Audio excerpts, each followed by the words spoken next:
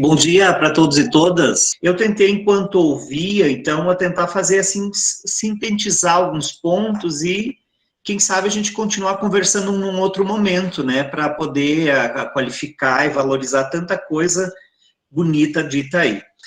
Então, sou professor hoje numa universidade, mas a minha trajetória é dentro da educação do campo, aqui no Paraná, dentro do COEMST, né, desde 98, e a gente tem aqui no estado uma articulação paranaense por uma educação do campo, que é uma rede que envolve movimentos, as universidades, escolas, né?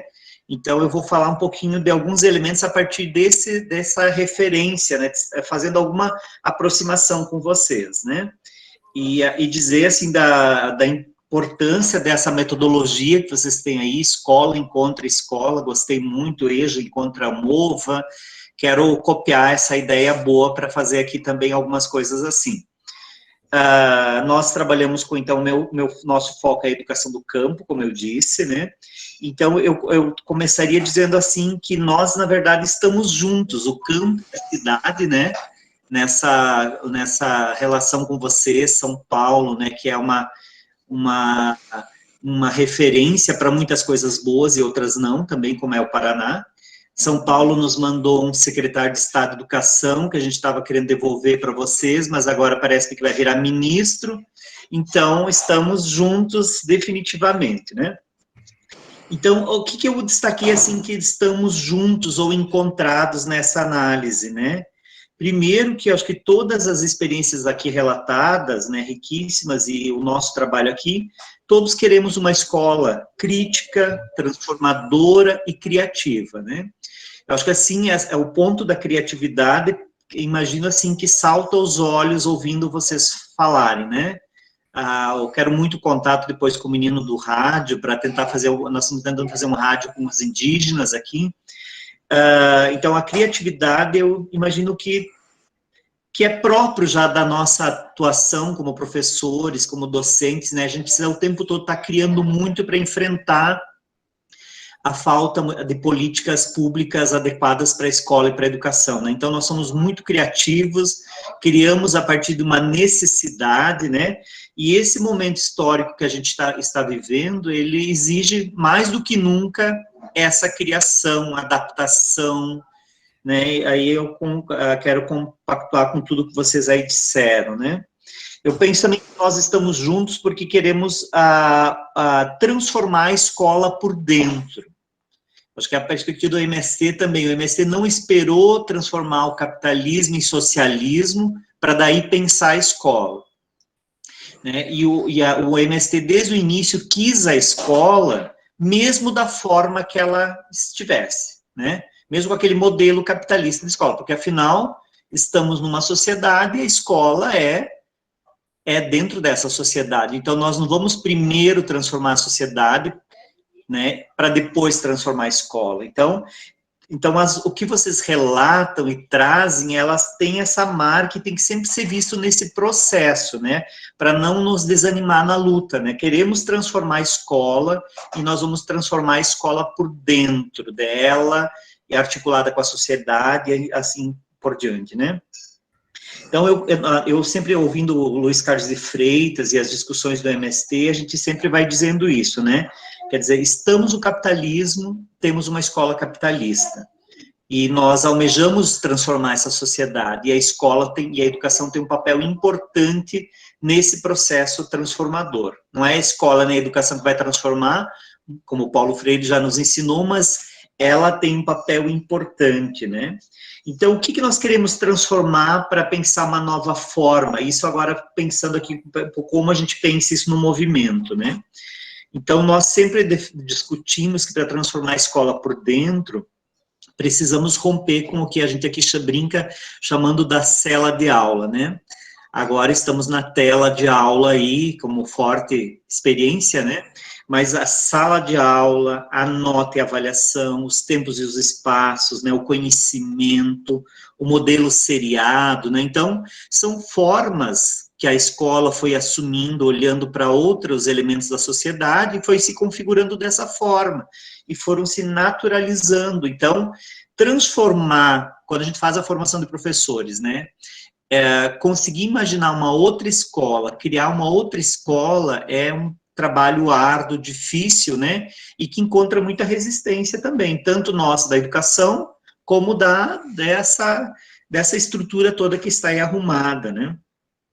Eu gostei bastante também do que vocês destacam, e comum com vocês, de que todos estamos, então, na escola pública, né, e mais do que nunca precisamos defender essa escola pública, trabalhando nela, né, que essa escola seja gratuita, e quem sabe, nesse momento, a nossa grande luta, aí comungo com a Ana, e claro que todo mundo pensa isso, é que essa escola seja presencial, né, a gente só vai fazer a formação humana que nós queremos, tendo essa presença, né, esse toque, essa sensibilidade, não sei falar assim emotivamente como a Ana fala aí, mas comungo desse espírito todo aí, né. E aí que eu vejo que o movimento, a gente aprendeu muito isso, e vocês trazem isso também, que nós, então, precisamos nos agarrar na ideia das práticas transgressoras, que eu acho que cada escola é mais transgressora num aspecto do que no outro, né? No outro ainda somos mais conservadores, no outro já avançamos um pouco mais. Isso não deve ser visto como um problema, né? E aí, acho que a riqueza dessa metodologia proposta aí pelo grupo, pela Sônia, por esse coletivo, dessa ideia da escola encontrar a escola, né? Não precisaria estar, de repente, eu aqui ainda falando, mas o fato de vocês contarem, da gente trocar, da gente poder ouvir o outro e ver como o outro faz, eu consigo repensar, já anotei um monte de coisas aqui que eu posso avançar nas minhas práticas, né? Então, acho que essa riqueza da troca, acho que o Paulo Freire ensinou isso para a gente, né? O diálogo, a troca de experiências, as relações, enfim, né? Então, esse é um primeiro momento do que eu queria destacar aqui, essa ideia de nós alimentar essas práticas transgressoras, trocando e seguindo no curso de transformar a escola, enquanto a gente ainda não transforme a sociedade, né? Um pouco essa dinâmica aí. Isso o MST faz muito bem, por quê? Pela própria condição histórica, né? Nós vamos lutando pela terra, transformando aquele latifúndio em assentamento, mas esse assentamento ainda está cheio de vícios da sociedade capitalista, e aí agora a gente já avança em alguns pontos, né? Então, é um processo dialético onde essa formação e a educação, ela tem um papel importante, né?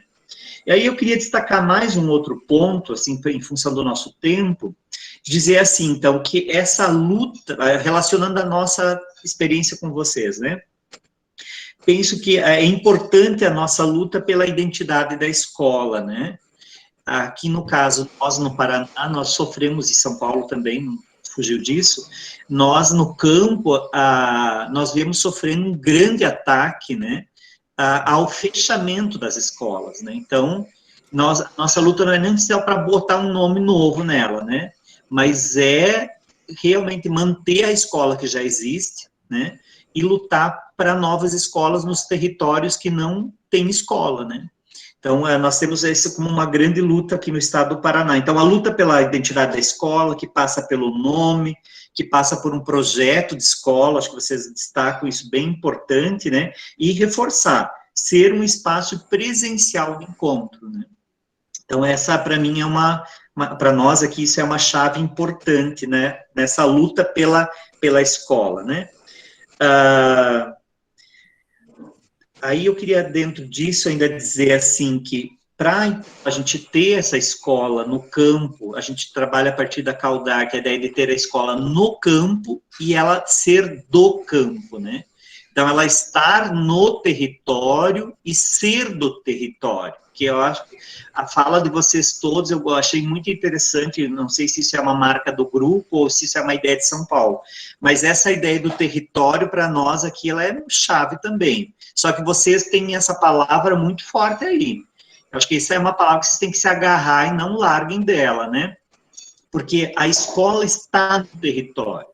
E não é só a escola que está em disputa, mas é o território que está em disputa, né? Então, aqui, no campo, é a tentativa de tirar as terras indígenas, né, é de transformar de novo o assentamento num pequenos latifúndios, né, o agronegócio. Vocês têm toda essa questão dos problemas que vocês destacaram. Nós temos o problema dos agrotóxicos, temos o problema da concentração da terra, né, não é que nós temos, o problema é de todos nós, mas a nossa ferramenta, o nosso elemento forte é isso, né, as crianças comendo comida envenenada, o veneno passando nas escolas, né? Nós temos situações de escolas, Cascavel, no Paraná, por exemplo, a gente conquistou uma lei agora, que os aviões são proibidos de passar o veneno a alguns quilômetros em torno das escolas, né?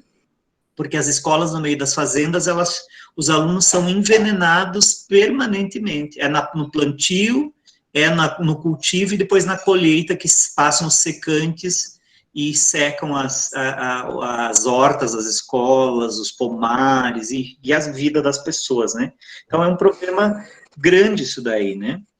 E aí, então, para a gente lutar por essa escola, para nós temos, então, princípios que são fundamentais. Eu vou só mencionar, não vai dar conta de explorar eles, né? Mas um primeiro, a formação humana precisa estar à frente de tudo, né? Não existe processo educativo sem a formação humana. Aí a gente trabalha a partir da perspectiva do Vygotsky, né? Nosso principal referência, digamos assim, a leitura em Vygotsky, a escola nossa no Paraná, nós tentamos fazer a escola do ciclo de formação humana. Então, é bem importante isso daí, né?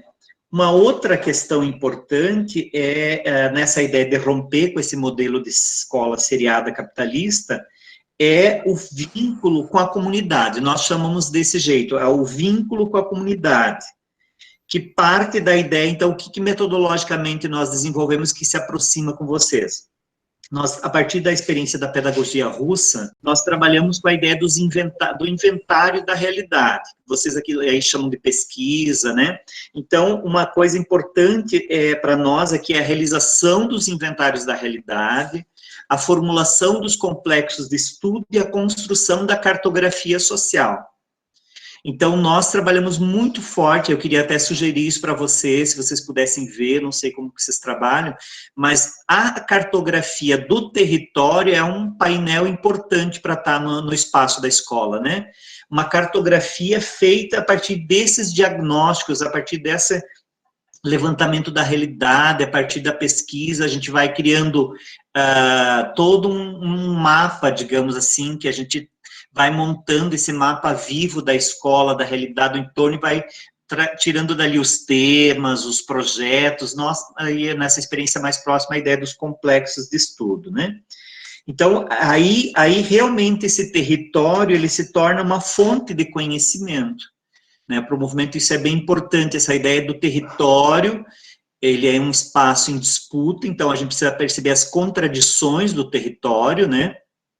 E o Paulo Freire nos ensinou isso, não dá para, a gente não vai ver isso nem sempre só olhando a olho nu, né? Precisamos desvelar essa realidade, e o processo de formação e educação precisa ajudar com que essa criança, adolescente, consiga compreender esse entorno. Então, vincular o conhecimento escolar, porque para o campo, mais do que nunca, a gente quer o conhecimento escolar, esse conhecimento científico, né? Eu acho que isso é uma coisa importante, que por um tempo a gente tinha uma certa ideia, de repente, de negar esse conhecimento escolar, né? Ou a ciência, não, vamos estudar só o meio, e acho que hoje a gente já avançou, né?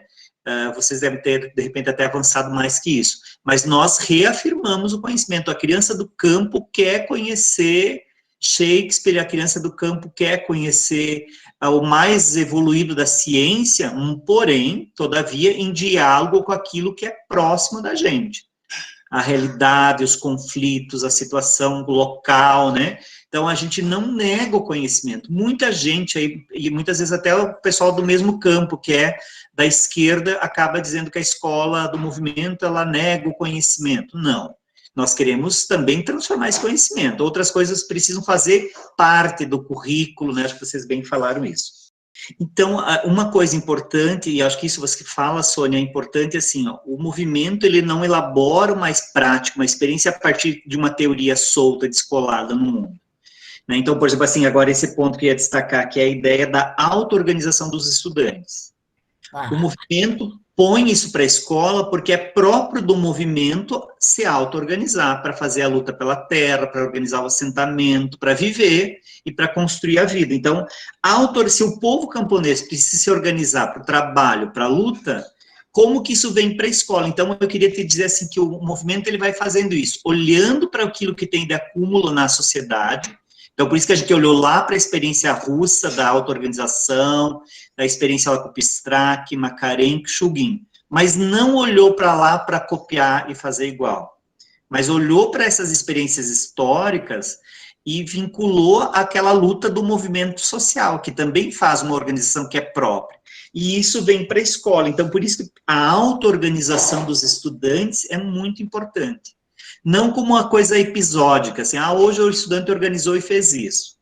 Não, a auto-organização, ela precisa ser intencionada, e acho que aí no grupo de vocês tem experiências que vão apontando para isso. Quando a gente trabalha em grupos, né, que grupos são esses? Então, pode dar mais sentido ainda isso que já é feito, né? Então, eu acho que isso é um ponto riquíssimo das experiências que vocês trazem, né?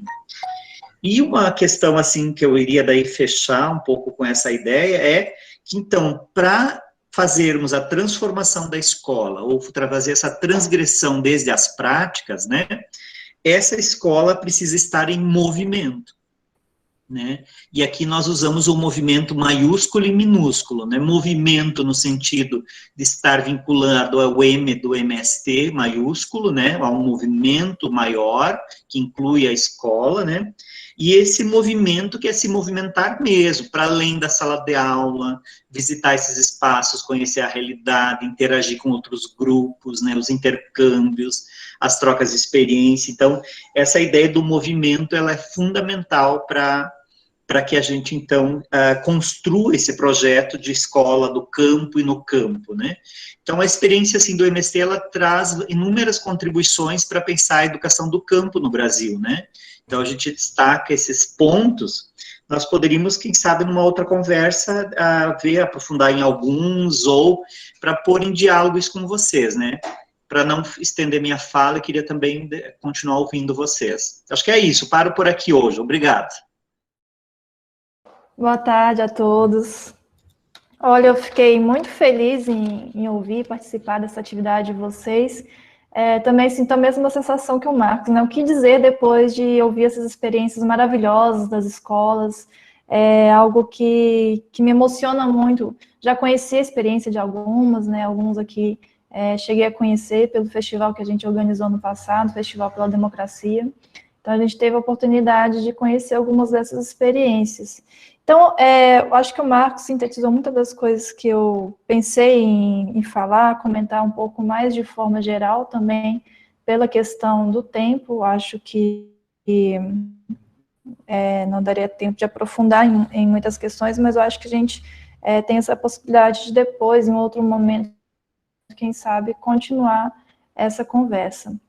A Sônia já me apresentou aí rapidamente, mas sou a Aline, atualmente eu trabalho no curso de licenciatura em Educação do Campo da Universidade Federal do Maranhão, e eu tenho minha trajetória construída dentro da educação do campo, né, principalmente fazendo pesquisa, trabalhando com Pronera, com as escolas de EJA, inicialmente no Pronera, depois fui fazendo pesquisa e aprofundando um pouco esse conhecimento dentro da educação do campo a partir das minhas pesquisas, né, tanto de mestrado como de doutorado. E algo que surgiu dentro dessa experiência, dessa trajetória, foi essa discussão da transformação da escola do campo, né, da transformação da forma escolar.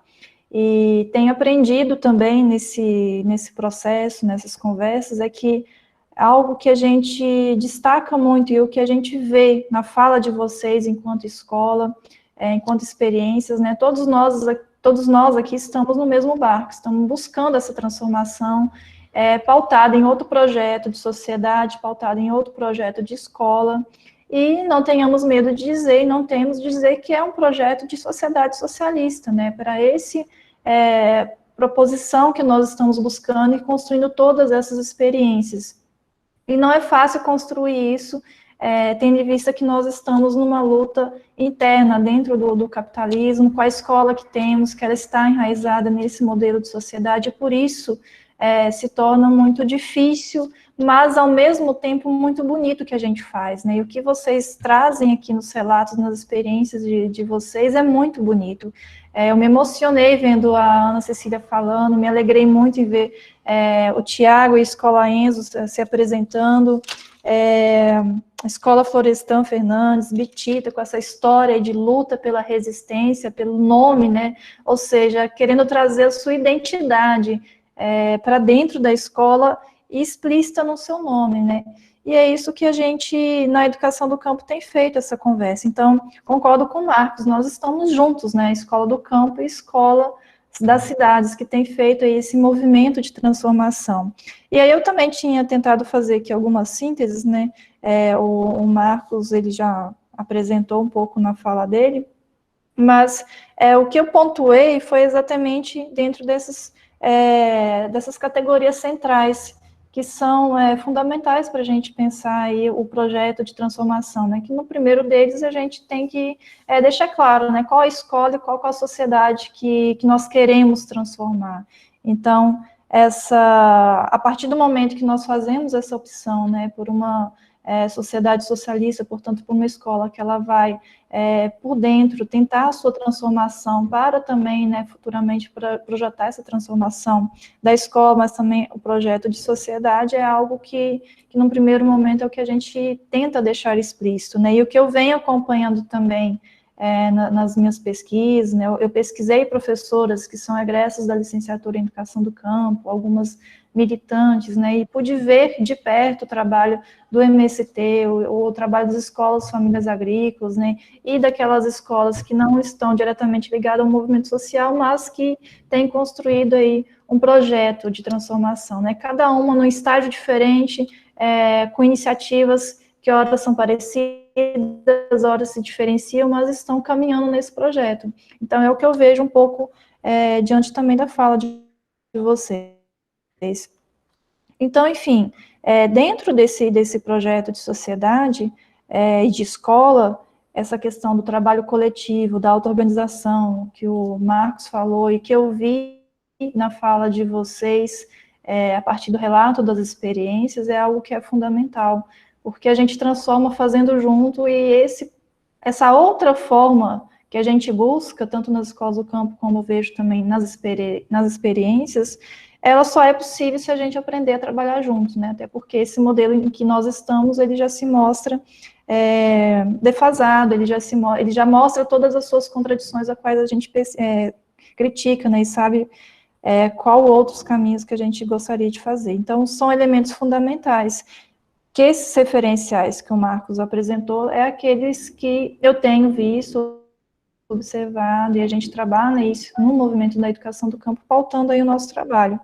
E aí é muito interessante, né, quando vocês trazem a força do território, porque território é trabalho, território é identidade, território é afeto, território é cultura, né, e território também é compromisso e pertencimento com a sua transformação, né, isso a gente busca sempre trabalhar dentro da educação do campo, e eu vejo essa força aí que vocês trazem na fala de vocês. E algo que eu gostaria de chamar a atenção para esse momento que nós estamos, né, que é um momento de pandemia, que é um momento em que tantas iniciativas aí da esfera do governo, da esfera desse formato de sociedade capitalista, em que tentam-se, de várias formas, mudar, né, e implementar o projeto deles de educação, de escola, e que em muitos aspectos, né, aproveita-se desse momento de crise para tentar se fazer isso a partir da educação à distância, do ensino remoto, que algumas situações têm uma máscara, mas por trás dele tem um projeto muito claro, e aí vem o questionamento, né, como que nós trabalhamos, como um processo de transformação tendo essa nova configuração. E aí, a apresentação de vocês foi bem instigante, né, no sentido de aprendizado também, de como que a gente pode unir forças e sermos resistentes dentro desse momento, né, porque a pandemia, ela tem a exclusão, mas a forma como como ela se coloca, né, em meio a meio a riscos de saúde pública, ela deixa ainda mais explícito aí essas artimanhas da exclusão, porque nós também compartilhamos dentro da educação do campo, né, e vivenciamos nas nossas escolas, nas experiências das licenciaturas em educação do campo, essas mesmas dificuldades, que é a questão do acesso à internet, a questão das dificuldades financeiras, econômicas, que as famílias estão passando nesse momento. Então, como que a gente pode ser propositivo e transgressor, contribuindo para esses processos de emancipação, de construção de alternativas, diante de um momento tão difícil, em que a gente tem que voltar, né, às nossas questões, aos nossos eixos, aos nossos princípios. Aí achei muito bacana ouvir a fala do Tiago, da Escola Enzo, da Ana Cecília, né, reafirmando de forma tão forte nessa necessidade. Não, a gente pode pensar nessas categorias, nessas formas de trabalho, forma remota, mas dentro dos nossos princípios, né, e é algo que a gente tem que manter muito firme nesse momento, para tentar romper e continuar o nosso trabalho, né? E nós, na licenciatura lá em Educação do Campo do Maranhão, nós temos esse desafio, estamos tentando construir uma possibilidade de trabalho que não seja excludente, já que mais ou menos aí de 80% a 90% dos nossos alunos não têm acesso a uma internet de qualidade para qualquer atividade que seja de forma remota, né? Isso achei interessante também numa fala de uma das professoras aí, que é a questão da frustração, como que isso frustra também o sujeito que está no campo, que não tem acesso à internet, que não pode participar de um espaço como esse, que é tão rico de aprendizagem, da professora, da mãe, que não pode ouvir a contação de história que a professora está fazendo ali ao vivo, ou às vezes não consegue nem fazer o download do áudio da professora, porque a internet dela não é boa. Então, isso, para o sujeito, traz uma frustração muito grande, né? Então, o relato dessa professora me fez lembrar também de uma aluna dizendo, poxa, eu tenho ouvido falar de tantas lives legais que estão acontecendo, né? Porque, de uma certa forma, esse contexto também nos proporciona isso. Acho que se não fosse a pandemia, talvez a gente não estaria nesse diálogo aqui com o Marcos do Paraná, comigo, que sou do Maranhão. Mas isso, para o sujeito que está excluído dessas plataformas, dessas possibilidades, isso gera uma frustração muito grande, né? Então, que outras alternativas a gente pode também pensar para ser mais inclusivo, né? E também para vencer essas limitações. Enfim, são vários desafios. Gostaria de destacar, a princípio, isso. E agradecer, eu não sei se eu teria muito nesse sentido, em termos de contribuir, porque eu acho que a fala de vocês muito mais me ensinou do que eu poderia aqui trazer em termos de contribuição.